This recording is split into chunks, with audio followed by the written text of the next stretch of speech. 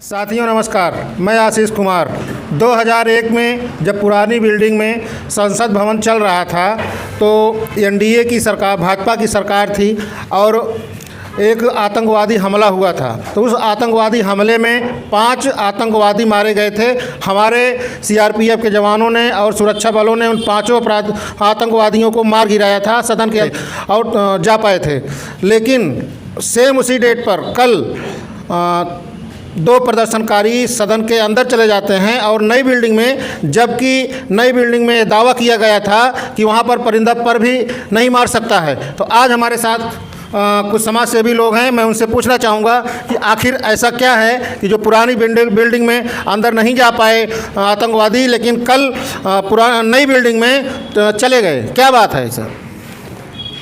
आतंकवादी 2 अंदर चले गए, 2 बाहर रह गए, ये बात नहीं है। बात यह है कि मोदी जी ने जब कोरोना काल में आम आदमी की जान जा रही थी, प्राण निकल रहे थे, उस टाइम इस बिल्डिंग का, संसद भवन का निर्माण कराया। और निर्माण इसलिए कराया, अपनी संसद की सुरक्षा व्यवस्था जो पहले थी उसको पुरानी व जर्जर बता करके अत्याधुनिक, हर तरह से सुसज्जित, सुरक्षित, व्यवस्थित बनवाने का उन्होंने कार्य किया, प्रचार किया।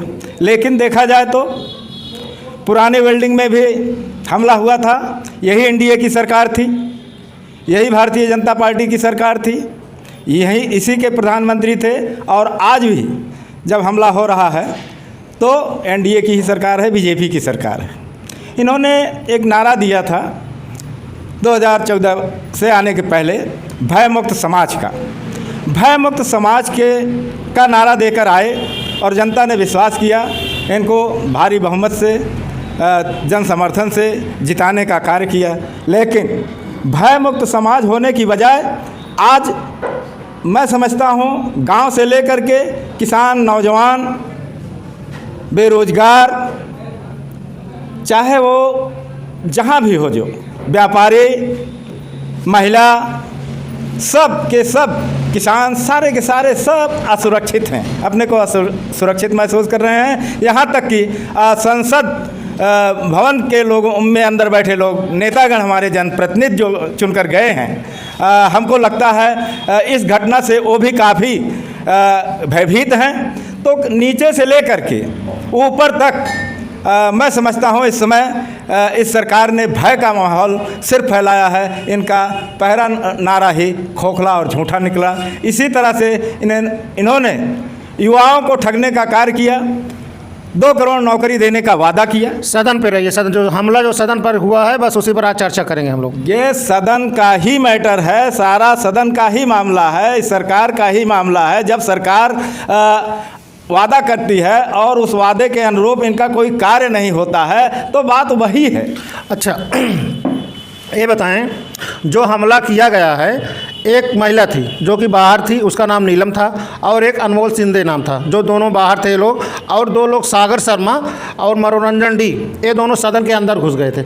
अगर यह दोनों आज हिंदू ना होकर अगर मुसलमान होते, तब इस देश की जो मीडिया है और इस देश के जो भारतीय जनता पार्टी के जो कार्यकर्ता हैं, नेता हैं, विधायक हैं, सांसद हैं, अभी तक उनका क्या नज़रिया होता उनके लिए?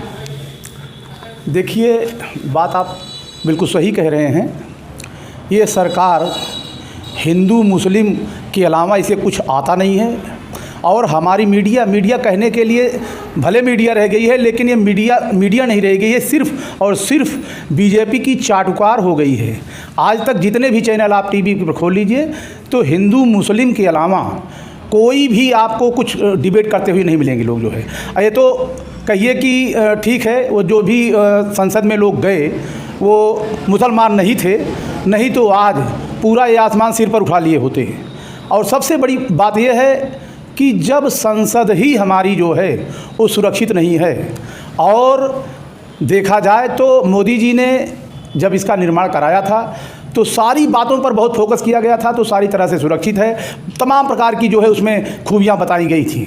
लेकिन उसके बाद भी अगर ये सुरक्षा व्यवस्था की चूक कही जाए या हमारे प्रशासन तंत्र की लापरवाही कही जाए या हम ये कहें कि हमारी सरकार जो वर्तमान समय में चल रही है, मोदी जी की सरकार जिसको बोलते हैं, आप ये देखिए कि उसका फोकस जो है वो ना तो लोगों की सुरक्षा पर है, ना संसद की सुरक्षा पर है, ना देश की सुरक्षा पर है। उसका केवल और केवल ध्यान अगर कहीं पे है तो किस प्रकार से कितना पैसा देश से लूट कर अर्जित किया जा सकता है, अपने लोगों को लाभ पहुंचाया जा सकता है और चुनाव किस प्रकार से जीता जा सकता है। इसके अलावा ये सरकार किसी भी प्रकार से इसकी जवाबदेही जनता के प्रति नहीं है, यहाँ तक कि सांसदों के प्रति, जो कि हमारे जनप्रतिनिधि वहाँ चुन के गए हुए हैं। जब वो सुरक्षित नहीं रहेंगे तो आम जनमानस कैसे अपने को सुरक्षित महसूस करेगा। ये सरकार की घोर लापरवाही प्रदर्शित करती है और उसमें साथ साथ सुरक्षा व्यवस्था की भी चूक मानी जाएगी। जो भी हमारे कर्मचारी वहाँ पर थे, ऐसा सुनने में आ रहा है कि जितने सुरक्षा कर्मचारी लगाए गए थे उस दिन उसके आधे से भी कम सुरक्षा कर्मचारी वहाँ पर थे। तो किन कारणों से उन सुरक्षा कर्मियों को वहाँ से हटाया गया था। और इस प्रकार से अगर ये तो सौभाग्य, मतलब इसको आप कह लीजिए कि कोई किसी प्रकार की अनहोनी नहीं घटी, नहीं तो वो जो स्मोक बम लेके गए थे, अगर वो किसी प्रकार का विस्फोटक सामान लेके चले गए होते तो आज हमारे देश की क्या दशा होती। पूरी दुनिया में हम कहीं मुँह दिखाने लायक नहीं होते जो है। अच्छा ये बताएं, जो हमला करने वाले थे संसद के अंदर, वह जिस सांसद के हस्ताक्षर से गए थे वह भाजपा के सांसद थे। अगर भाजपा के अलावा किसी दूसरी पार्टी के सांसद होते तब अभी तक भाजपा और हमारे देश की मेन स्ट्रीम मीडिया क्या कर रही होती। देखिए, गोदी मीडिया तो मुस्लिम होता तो हिंदू मुस्लिम तो जो करती है, जो उसका हमेशा कार्य रहा है, वो अब जग जाहिर हो गया है। वो कोई कहने की बात नहीं है। रही बात जो अंदर प्रवेश किए और उनको ये मालूम था कि हम जा रहे हैं, हमारे वो बीजेपी के सांसद के ही द्वारा जो है पास उनको बनवाया गया है। उन्होंने अपने ही हस्ताक्षर से पास बनवाने के लिए लिखित दिया होगा, तभी प्रताप सिंह नाम है उनका, मेरठ के सांसद हैं। हाँ, तो मेरठ के सांसद हैं प्रताप सिंह जी। तो उन्होंने लिख के दिया तभी तो जो है पास बना। और जब पास उनका बना, अंदर गए, तो वो ये भी जान रहे हैं कि जब भी कोई बात होगी किसी न किसी तरह से मेरा बचाव हो जाएगा। जिस तरह से तमाम बलात्कारी, तमाम अन्यायी, दुराचारी इस सरकार में सरकार के हैं तो बचाए गए हैं। दूसरा है, जैसे अभी बात हो रही है, कोई मुस्लिम होता तो कोई बचाव करने वाला ना होता और ना कोई बचा पाता। अब तक तो शायद उनके घरों पर बुलडोजर पहुंच गया होता। जो हमला हुआ है इसमें जो 2 लोग अंदर गए थे, यह बीजेपी सांसद के हस्ताक्षर के बाद गए थे। इस पर अगर मान लीजिए किसी दूसरे पार्टी के सांसद होते, उनके हस्ताक्षर पर गए होते तो मीडिया अभी तक और भारतीय जनता पार्टी वाले क्या कर रहे होते। निश्चित रूप से ये गोदी मीडिया, जिसको हम गोदी मीडिया बोलते हैं, ये पूरी तरह से आज जो है आसमान सिर पे उठा के रखता और ये बताने की कोशिश करता कि देखिए हम लोग देश प्रेमी हैं, दूसरी भारत की पार्टियां जो भी राजनीतिक पार्टियां हैं वो देशद्रोही हैं और ये संसद पर हमला करवा रही हैं।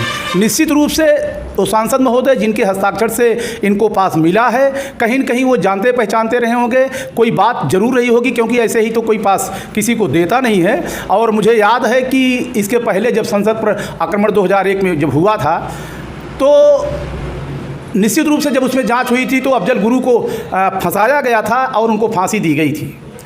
लेकिन क्या यहाँ पे इस प्रकार से कोई जांच होगी और इनकी क्या भूमिका है, उस भूमिका पर इनके साथ क्या कार्रवाई की जाएगी, ऐसा भी होना चाहिए। हो सकता है कि ये कहीं न कहीं इनका इन्वॉल्वमेंट इसमें ज़रूर है और इतनी बड़ी घटना जो हिंदुस्तान में हुई है, हमारे संसद के ऊपर हुई है, तो निश्चित रूप से कहीं न कहीं षड्यंत्र नज़र आता है। इसकी सीबीआई से जांच होनी चाहिए और इनके खिलाफ सांसद महोदय जिन्होंने पास मुहैया कराया है और इस प्रकार से जो घटना घटी है, निश्चित रूप से इनके खिलाफ कार्रवाई की जानी चाहिए, ऐसा मैं सोचता हूँ दोस्तों। और सब रही बात कि मीडिया की, तो मीडिया तो हमेशा जो बीजेपी के फेवर में होगा, उसके पक्ष में होगा, उतनी ही बात करेगी। अगर ये आज कोई मोहम्मडन होता या मोहम्मडन ने अगर पास दिया होता तो निश्चित रूप से आज उसकी सांसदी जाती, उसके खिलाफ कार्रवाई होती, उसके घर पे बुलडोजर चलता, उसको देशद्रोही घोषित कर दिया गया होता। तमाम प्रकार की बातें आज जो है पूरा हमारा मीडिया जो है इसी पर नंगा नाच कर रहा होता दोस्तों। लेकिन फिर भी जो है इनके खिलाफ कार्रवाई होनी चाहिए, ऐसा मेरा मानना है। बहुत बहुत धन्यवाद। आप देख रहे थे कर्मभूमि न्यूज़ इंडिया। आप वीडियो देख रहे हैं तो लाइक करें, कमेंट करें, शेयर करें, हमारे चैनल को सब्सक्राइब जरूर।